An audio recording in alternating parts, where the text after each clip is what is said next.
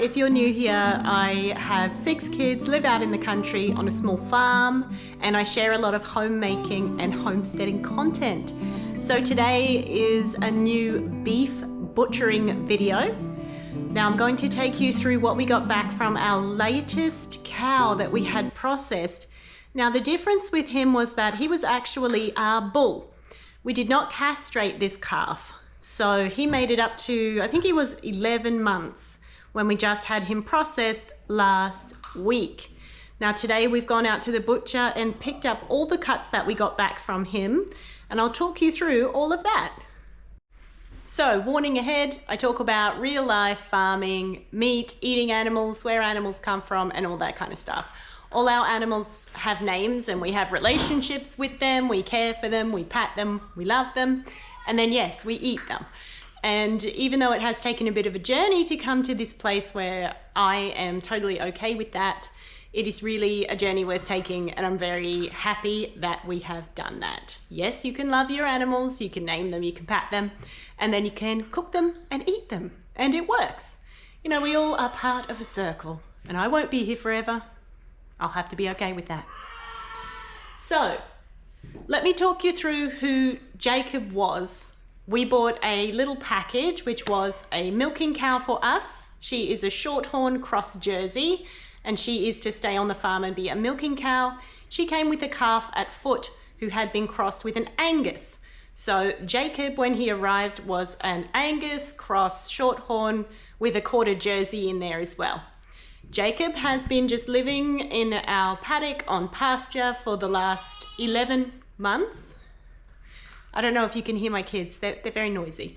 But anyway, he's been living on our pasture for the past 11 months, just being, you know, organically managed.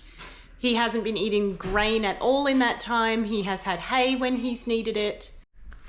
Now, we hadn't necessarily planned to have Jacob, well, his name wasn't actually Jacob in the end. We changed it to Steakob when we knew he was next in line to meet the butcher. So Steakob wasn't always planned to be processed this young. So when you're talking to homesteaders or farmers, having a cow butchered at 11, 12 months, you get a lot of like funny looks, as though, you know, I guess the thing is that you're not getting the maximum value. If you can allow your cow to grow on your pasture for another year, he might double in size. So it makes sense that if you have plenty of room and plenty of time, you're going to get the maximum value from that cow. However, for us, we're on a very limited pasture here. We've probably got 3 to 4 acres max of pasture, which has been supporting 4-5 cows this year, between 4 and 5 cows. Now we have 3. So we've run out of grass.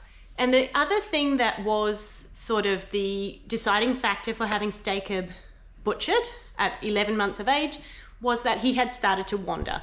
So there's a bit of a backstory there, but when we bought Steakob, he arrived with only 1 testicle. So one of his testicles at 7 days old had not descended. Therefore, the person we bought him from had not been able to castrate him. So we, over the months, kind of half tried to castrate him, catch him and turn him into a steer. It was really difficult. So we kind of gave up. And that's the whole story behind him being a bull. When we butchered him, we just gave up and we ran out of time and we stopped thinking about it and we thought about other things. That's family life, okay. By the time that Steakob had reached 11 months of age, he started to wander. He started to test the fences and go and visit the ladies in the neighboring dairy farms. Now, he wasn't actually working. He wasn't sexually mature as far as I know when he was butchered. He hadn't been able to, but he was getting there. So we had to think about this. We didn't want him, like, you know, doing that stuff with his mum or anything like that. So Stacob had to move on, and he had to move from Jacob to Stacob. And honestly, I'm super happy with the whole process. Now, there's one thing I haven't done yet when I'm saying this. I haven't eaten him yet. So as I have learned in my last beef video, don't get your beautiful steaks back and fry them up that day to try your beef, because your beef really needs to set and rest for at least a few more days after being hung and cut up. So I'm not going to try a steak today, I'm going to let it rest, but I am going to try a burger patty from that new Stacob beef mince, and I'm looking forward to that. But first, what I'm going to do is take you through all the cuts that we got back here and show you what we got. Now, just to cap off my little story, my ramble about Stacob, he dressed out at 130 kilos. I'm very happy about that. And he also reached a fat rating of 4, which doesn't sound really high. I think it's out of 10. But our last steer that we had butchered was a speckled park cross Frisian. Now, I would not buy that again. No, I would not raise that cow again for the table. He had a fat content of 2 out of 10. And although his beef mince was absolutely world-class delicious, like amazing beef mince, his steaks and his roasts were not the best. Fat really is flavor, and he didn't have much. So even just looking through Stacob's steaks here, let me show you one. This is one of my favorite cuts, rump steak. Even looking through, you can see a higher fat cap than we had with our last cow, which was a dairy breed. So this is 1/4 dairy breed and 3/4 meat breed, and in 11 months he had a greater fat cap than our last cow that was a dairy breed had developed in 2 years. Was he 2 years old? Year and a half? Year and a half? Anyway, he's got much better fat rating. So I can't wait to try this when it's ready. Okay, it's kind of hard to determine what Jacob cost to purchase because we bought his mother, as I said, as a milking cow, and he came at foot. Now, that package was $1,100. How much was Stacob worth? Shall we say he was worth $300? And then I had to pay $600 for the butcher. So we've got $900 dues, and we're going to divide that by 130 kilos. Now that does include the bones, of course. And that comes up as $6.90 per kilo. $6.90 per kilo for bones, $6.90 per kilo for rib? For Scotch fillet steak and all the rest, rump steak, beef mince, $6.90. And that's another thing to say about this meat is that he was still feeding off his mum right up until that 11 months. And you know, between you and me, she's probably kind of happy to have a break by now. And although she did kind of look for him for a day, she looks amazing now that he's gone. She is retaining so much more weight, and it's so much easier to care for her now that her calf is gone. And when it comes to farming, if you are able to keep a mother cow and her calf together for almost a year and he's still feeding, that's a really great outcome. Now I'm going to take you through all the cuts that I got. Okay, let's start over with the beef mince. So I've popped all the beef mince. This is in 1 kilogram bags. And I've popped that all out on the table here. I'm not actually going to count them all. I'm going to guess there is probably 40 kilos of beef mince here. 40 or 50 kilograms of beef mince, which is what we requested, a lot of beef mince. And the reason why I love beef mince as a mum to a large family, as we all know, I can just grab this out in the morning, not think about it, and by the time it is dinner time or main meal time, I'll think about it then, what I want to turn it into. And whatever it is, it's going to be tasty and nutritious. Now, we always opt to get the bones back.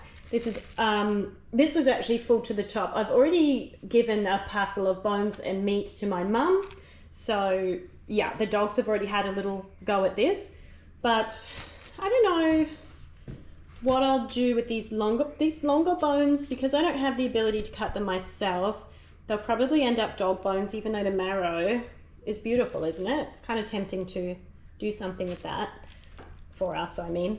But these chunkier, meaty bones, I will roast them, then I will simmer them. We will use the meat off of those in a soup, and then I will re-simmer those bones into a stock as well. So I'm going to guesstimate, holy Julie, I can barely lift that. That's got to be at least 20 kilograms of bones. And that's for an 11-month-old cow. So there's our beef mince. Now, I was really pleased with the quality of the steak compared to, as I said, our dairy breed last time. These just look better. The marbling is higher, the fat cap is larger. They look like they're going to be darn good. It's hard to not try it today, but yes, I've learnt my lesson. It needs to rest to tenderize a bit more. So we've got rump here, a bit more rump, and round steak. So this is basically your barbecue steak. If you're going to buy a barbecue steak at the butcher, that's what that cut is.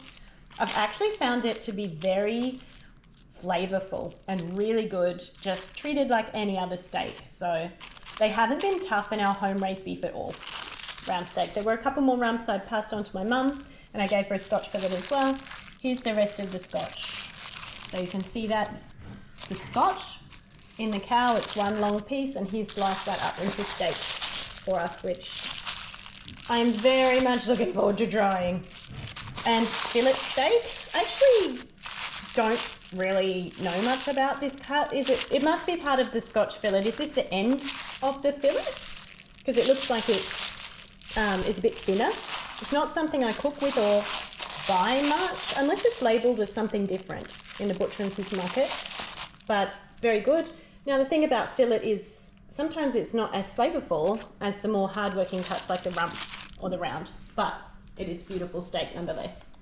So as for roasts, I didn't opt to get many back this time, and honestly that was just in part due to my experience with our last cow. He had such a low fat rating that the roasts were not particularly enjoyable, and we actually turned most of them into jerky, which is, you know, that really lends well to a low fat.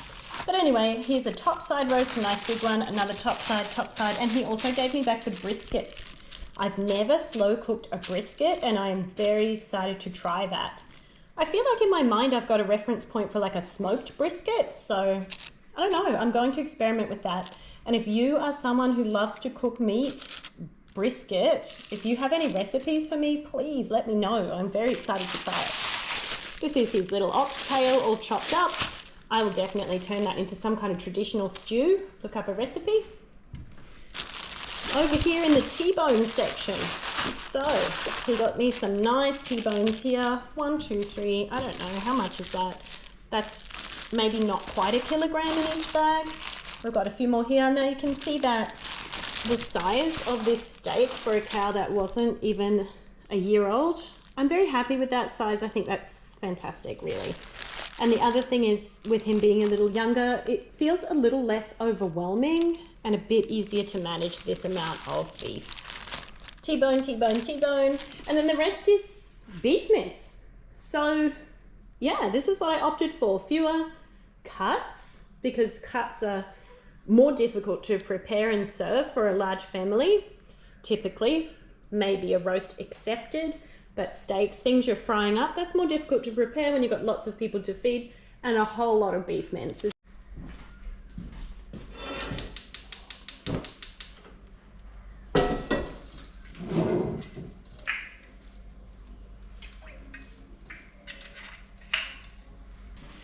Now when it comes to burger patties, I've shared these many times on my channel because they are one of our favorites, but I keep it super simple. Just amazing beef mince, salt, and pepper.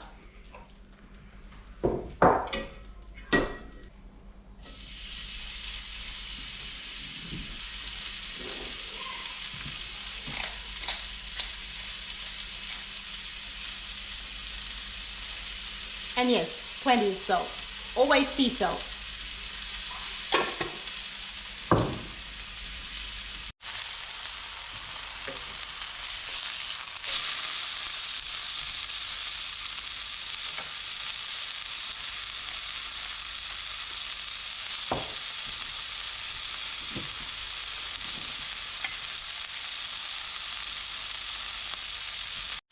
Can't wait to try this. Yum!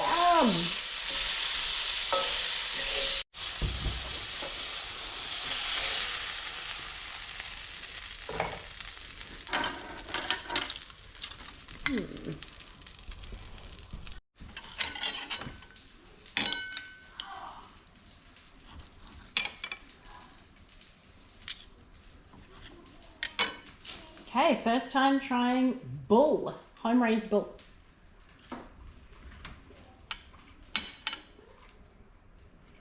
Okay, so I just fried up and tried that bull meat for the first time.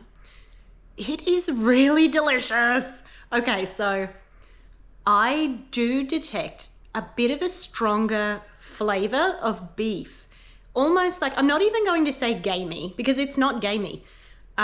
And if you've eaten game, like, I mean, in Australia, I guess that means kangaroo or venison. If you've eaten that, you know it has a strong flavor of its own. This does not have that flavor, but it does have a more, like a delicately pronounced beefier flavor. And I like it. I'm into it.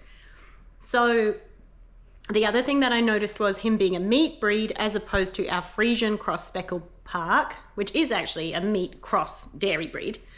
He's much juicier, fattier, much more delicious. He just tastes better. Sorry to our last cow. And I'm gonna say 10 out of 10. So my experience is I'm probably not gonna bother with castrating our male calves because we're probably going to be processing them when they're younger in the future. And also, it's a task off the table. It's something I now don't have to feel stressed about or pressured over. And if you are running a small farm and you have small kids, anything you can take off your plate is a bonus. So thanks for joining me today. I've really enjoyed putting together this video for you. If you have liked this content, I share mostly homemaking, some homesteading, large family life in the country. Please feel free to subscribe, like, or comment, and definitely share your recipes with me. Thank you, bye.